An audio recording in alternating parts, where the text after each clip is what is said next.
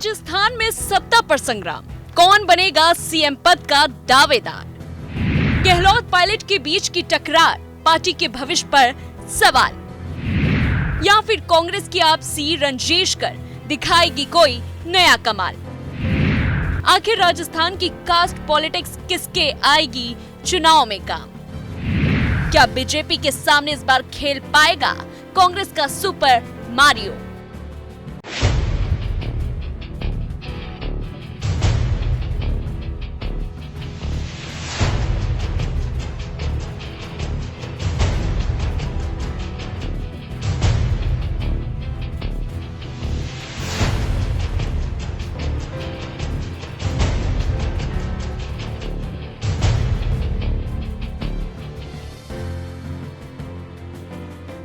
राजस्थान की गर्म हवाओं के बीच जिस तरह तेजी से तापमान बढ़ रहा है, उतनी ही तेजी से राजनीतिक समीकरणों का टेम्परेचर भी बढ़ रहा है।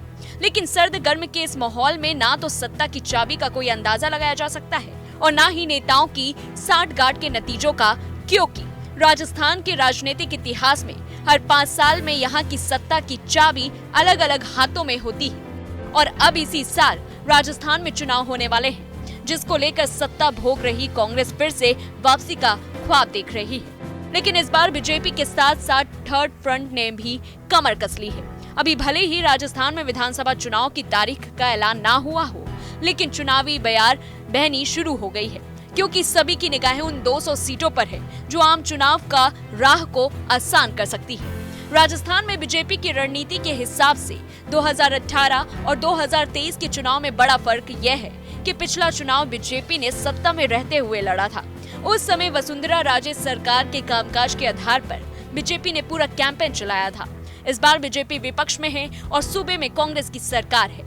बीजेपी कांग्रेस की नीतियों के खिलाफ माहौल बनाकर और गहलोत सरकार के अधूरे वादों को मुद्दा बनाकर सत्ता विरोधी लहर बनाने की कोशिश में है। राजस्थान में मोदी शाह के गठजोड़ से बनेगा माहौल।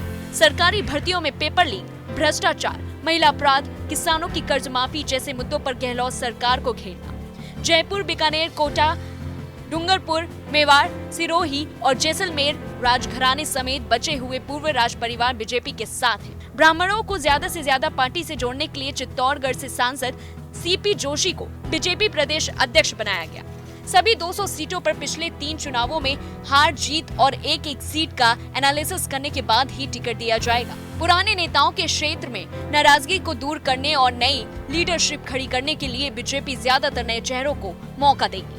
इससे इतना तो साफ हो गया है कि राजस्थान की नंबर 1 की कुर्सी लेने के लिए बीजेपी मोक्रो से लेकर माइक्रो लेवल तक प्लानिंग कर रही है, क्योंकि बीजेपी ने गुजरात मॉडल को राजस्थान में लागू करने के मकसद से एक खास चुनावी योजना तैयार की है, ताकि ओवरऑल समीकरणों को अपने खेमे में खड़ा किया जा सके। जाति समाजों से प्रभावित इलाकों में पीएम मोदी समेत केंद्रीय नेताओं के दौरे प्लान किए जा रहे हैं। साथ ओबीसी, आदिवासी, गुर्जरों और एससी कैटेगरी पर पार्टी का फोकस ज्यादा है। इसके अलावा जनाक्रोश यात्राओं के सहारे बीजेपी सरकार के खिलाफ माहौल बनाने का एक दौर पूरा कर चुकी है। इन सीटों पर बीजेपी पीछे Sikar, Bharatpur, Karauli, Dausa, Sawai Madhopur, Jaisalmer seat 29 BJP 0, Alwar seat 11 BJP 2, Jodhpur seat 10 BJP 2, Barmer seat 7 BJP 2, Jaipur seat 19 BJP 6।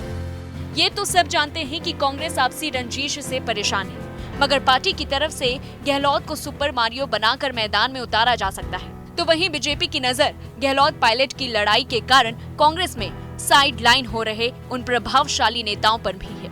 ये नेता अपने अपने क्षेत्र में जातीय आधार के कारण चुनाव में जीत हार में बड़ी भूमिका निभा सकते हैं। बीजेपी का मैक्रो से माइक्रो लेवल मैनेजमेंट वाला कॉन्सेप्ट इस बार सत्ताधारी पार्टी कांग्रेस के लिए बड़ी मुसीबत साबित हो रहा है। लेकिन कहीं न कहीं बीजेपी भी अपनी नेताओं की साठगांठ से परेशान है। ऐसे में इस बार दोनों पार्टियों के सामने चुनौती अपने ही नेताओं को साधने की है। ऐसे में ये देखना दिलचस्प होगा कि चुनाव में जीत किसकी होगी।